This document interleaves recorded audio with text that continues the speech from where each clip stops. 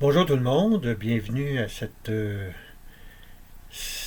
déjà 16e rencontre vidéo-entretien portant sur la philosophie des religions à partir de l'essai du philosophe américain Edward Feser.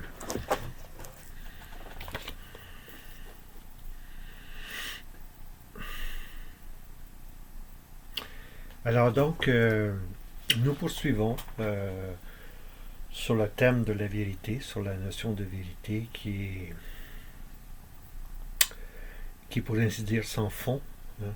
Et là-dessus, je citerai le mot du Siracide, hein, qui dit en chapitre 18, verset 7, hein, quand l'homme en a fini, c'est alors qu'il commence. S'il s'arrête, il demeure perplexe. Donc, quand nous pensons en avoir fini avec la vérité, c'est alors que nous commençons. Et je pense que ce mot de Ben Sira le Sage est absolument convient parfaitement comme un gant à Dieu lui-même. Quand l'homme pense avoir trouvé Dieu, c'est alors qu'il commence à le chercher. C'est absolument délirant, cette histoire. Donc, la vérité. Hein, jamais donc nous n'épuiserons ce sujet qui est fondamentalement donc au cœur de la recherche philosophique, qu'on le veuille ou non. Aujourd'hui, évidemment, la vérité a disparu de la philosophie. Pensons aux philosophes postmodernes qui, euh, qui nient qui nie, qui nie l'existence de la vérité ou la non-pertinence de la vérité. C'est là une notion ancienne, vieillotte, désuète, qui n'est pas du tout adaptée à notre monde tel que nous le rencontrons. Nous sommes, selon la philosophie postmoderne, des êtres sociaux, fondamentalement sociaux, et la société dans laquelle nous vivons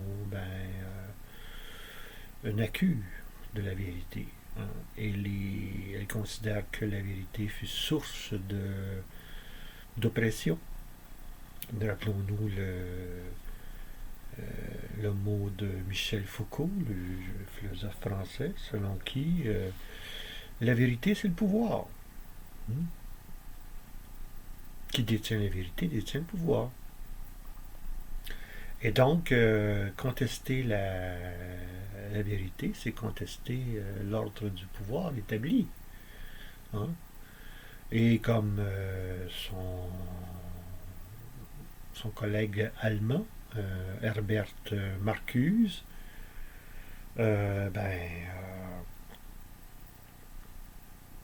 tout ce que bon marxiste doit faire dans ces conditions, c'est de lutter du côté des opprimés, des minorités pour faire valoir leur point de vue. Hmm?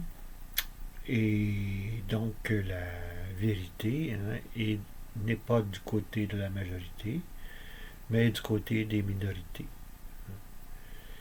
Et il ne peut pas y avoir, en fait, semble-t-il, selon Marcuse, de, d'exercice du pouvoir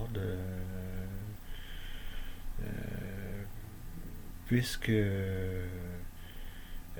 la vérité est toujours celle des minorités, celle qui est opprimée, celle qui est occultée, celle qui est rejetée par la majorité.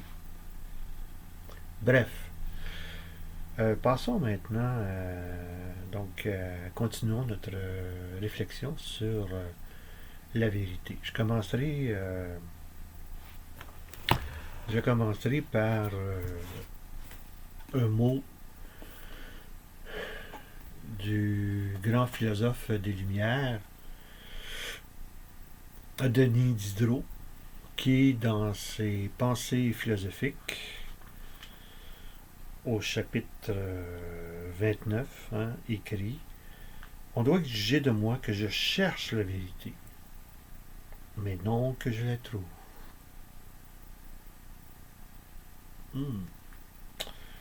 J'ai déjà cité, je pense, si je me souviens bien, cette citation-là de Diderot dans un de mes vidéos entretien. Donc, Diderot nous dit: on doit exiger de moi que je cherche la vérité, mais non que je la trouve. Moi, quand j'ai lu ça, j'ai été profondément troublé par cette affirmation-là de ce grand philosophe des Lumières. Je me suis demandé, n'est-ce pas là une vérité que d'affirmer qu'on doit rechercher la vérité, mais qu'on n'est pas assuré de la trouver? N'est-ce pas là une vérité? Donc, l'énoncé de Diderot paraît contradictoire, puisqu'il énonce une vérité. Ce qui m'a amené, m'a conduit à croire que, quoi qu'on veuille, quoi qu'on fasse, la vérité nous précède, au sens où l'image d'être en quête de la vérité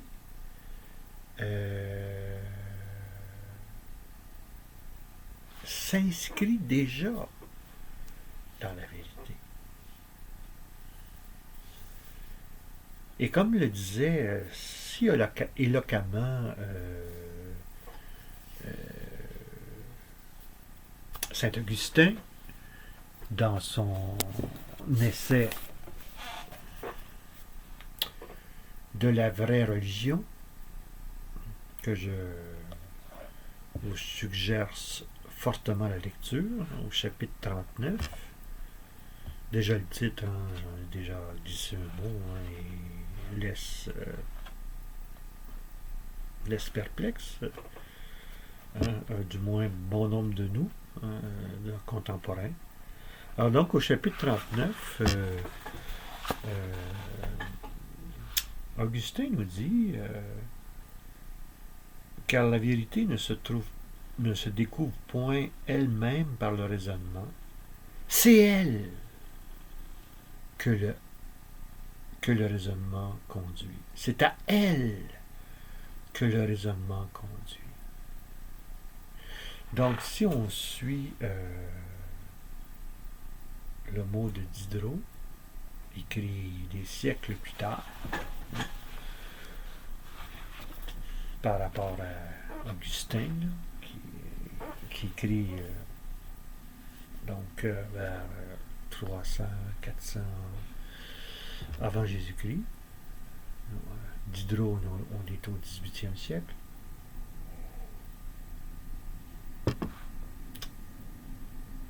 Ce que nous dit donc Saint Augustin, c'est que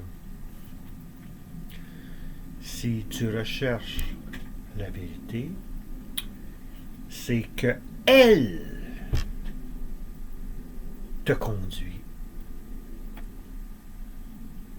mène ta recherche, stimule ta recherche. Et fais confiance, tu vas la trouver.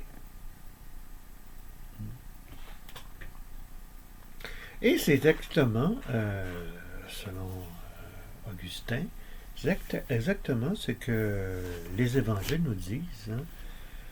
Hein. Non pas à propos de la vérité, mais à propos de la recherche. J'ai ici le chapitre 7 de Matthieu. Hein. Je vous le lis. Ben, du moins des versets 7 à 12. Hein. Demandez, vous recevrez. Cherchez, vous trouverez. Frappez, et l'on vous ouvrira la porte. Car quiconque demande reçoit. Qui cherche trouve.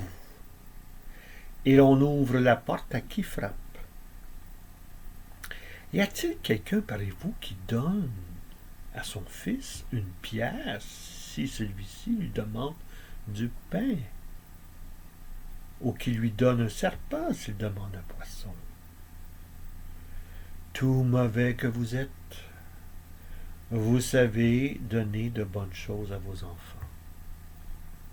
À combien plus forte raison, donc, votre Père qui est dans les cieux donnera-t-il de bonnes choses à ceux qui les lui demandent?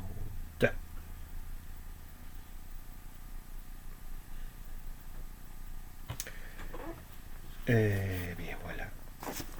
Je ne sais pas où avait la tête Diderot lorsqu'il écrivit sa fameuse phrase, hein, au chapitre 29 de ses pensées philosophiques.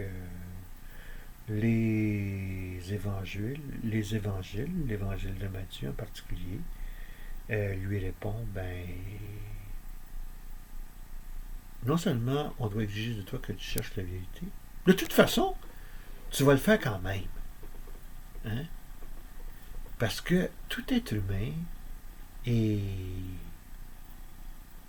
animé par la recherche de la vérité. Cela lui est consubstantiel, pour utiliser un mot éculé. Donc, tout être humain, quel qu'il soit, cherche la vérité. Hein? Et ce que nous dit l'Évangile, c'est si tu cherches, tu vas trouver. C'est-à-dire qu'il y a une adaptation, un ajustement entre le désir que nous avons de trouver la vérité et la trouver elle-même, la vérité elle-même. C'est pas le hasard des choses qui fait que nous désirons trouver la vérité. C'est inscrit dans notre passez-moi l'expression, j'allais dire ADN, hein, et pour utiliser une expression plus ancienne et combien plus adéquate, c'est dans notre être profond, dans notre être qui nous sommes, d'être ajusté, adapté à la vérité, hein, qui nous attend.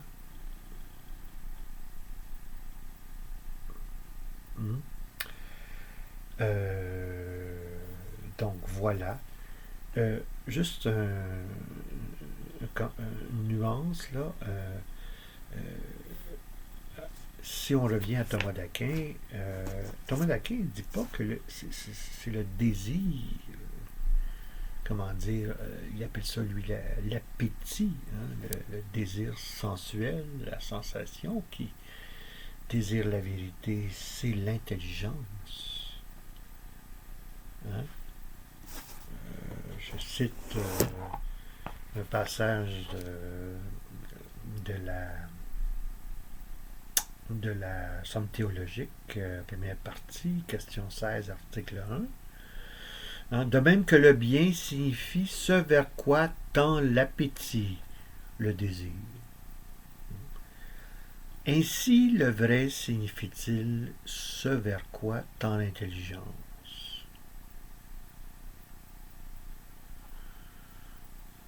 Donc, la vérité, est adaptée à l'intelligence. Hein.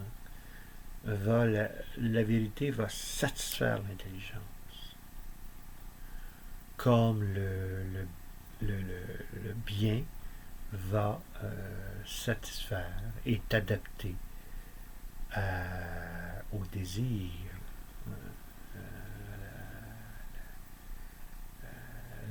au désir de satisfaction. Donc, nous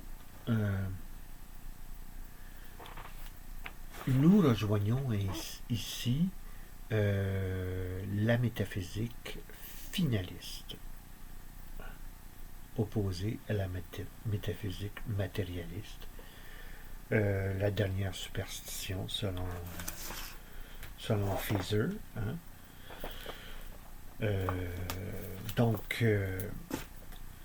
la métaphysique finaliste pose l'existence du vrai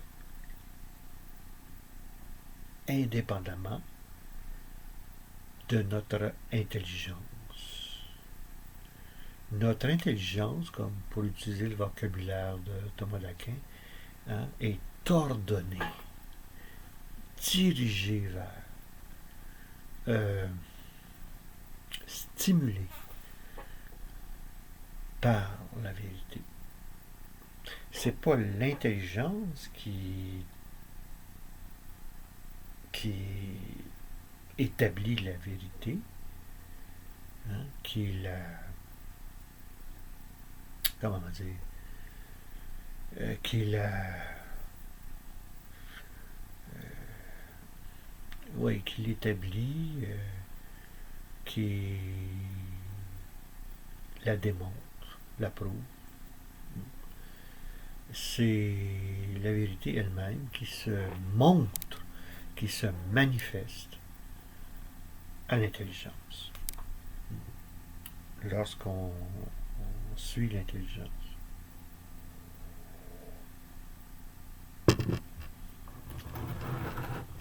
Donc la vérité, contrairement à quelqu'un comme Hume, n'a rien de sensuel, mais plus d'intelligible.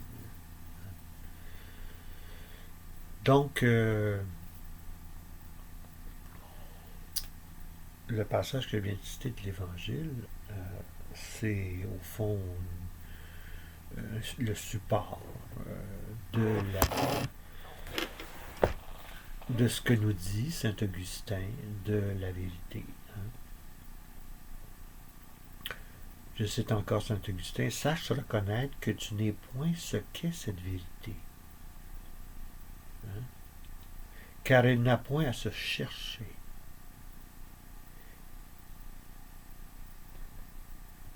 Et c'est en la cherchant, non dans l'espace, mais dans les désirs de ton âme, c'est-à-dire l'intelligence, que tu peux la trouver.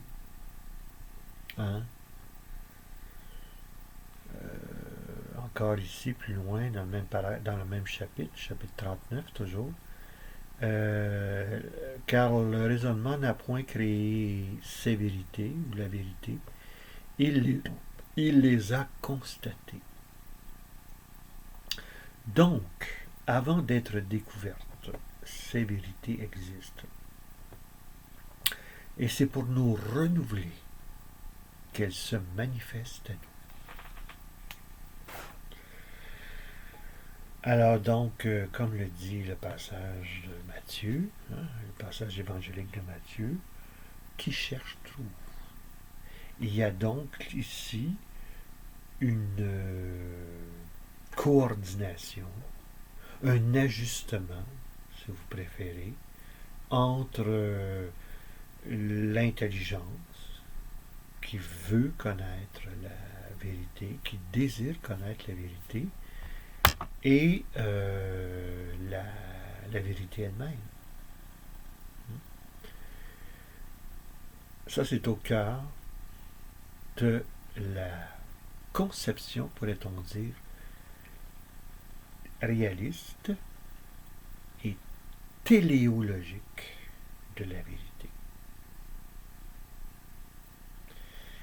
Et ça,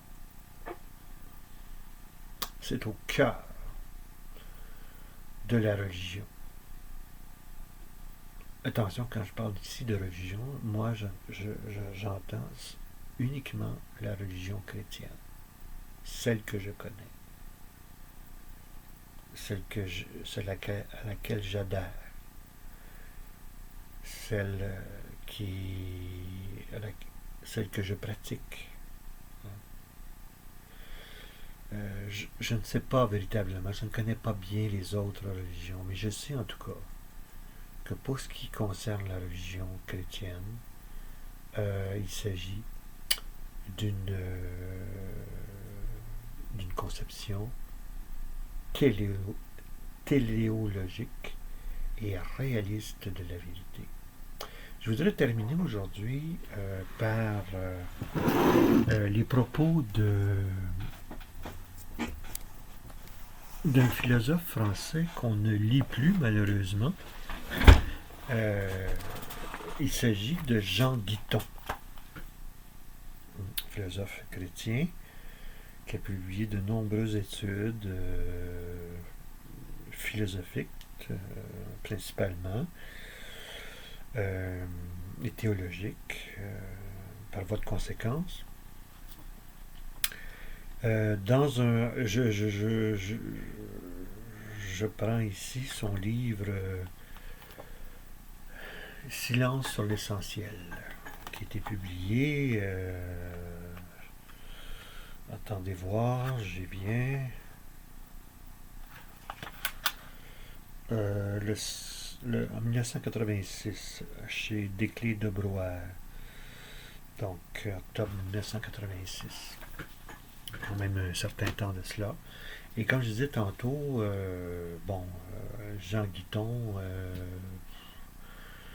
à partir de mai 68, c'est quelqu'un qui est passé aux oubliettes.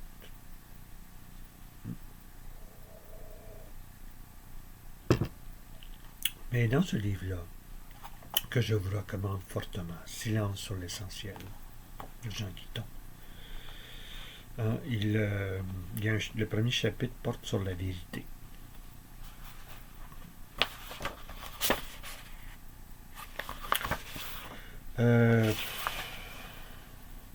Écoutez, je vais y revenir éventuellement en guise de conclusion. C'est tellement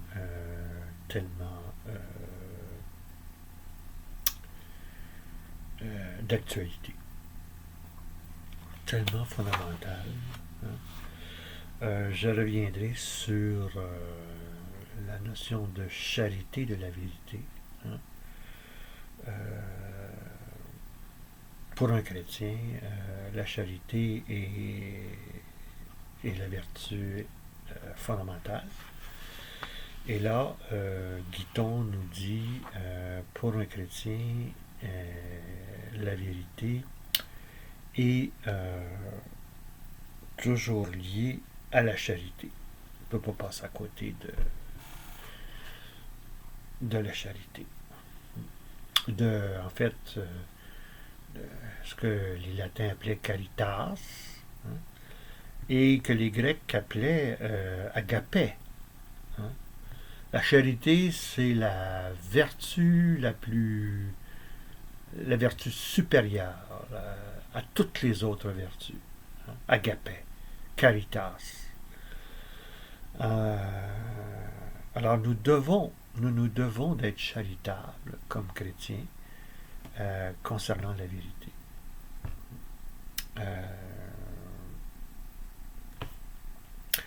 Je reviendrai là-dessus sur la charité de la vérité. On n'est pas là pour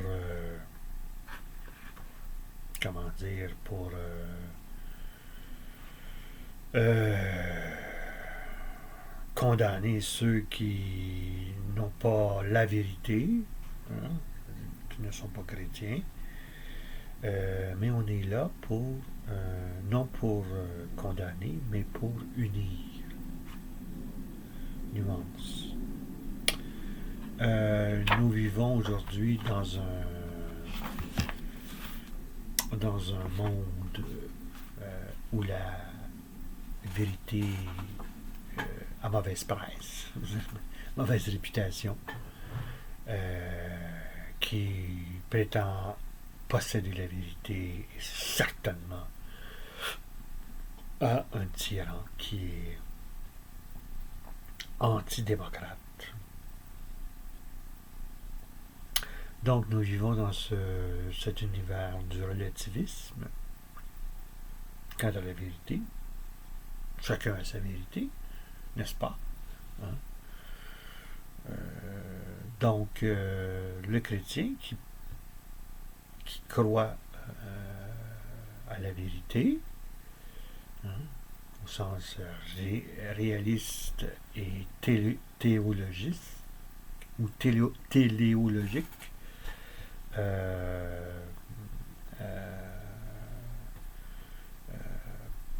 possède dans ce sens la vérité, mais il a